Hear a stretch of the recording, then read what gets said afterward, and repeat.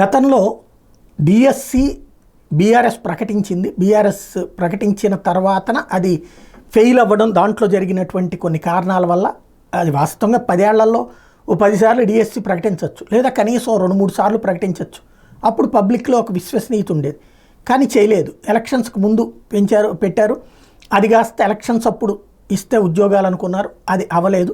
దాంతో రేవంత్ సర్కార్ వచ్చాక చేస్తామంది, చేసింది, మళ్ళీ నోటిఫికేషన్ ఇచ్చింది.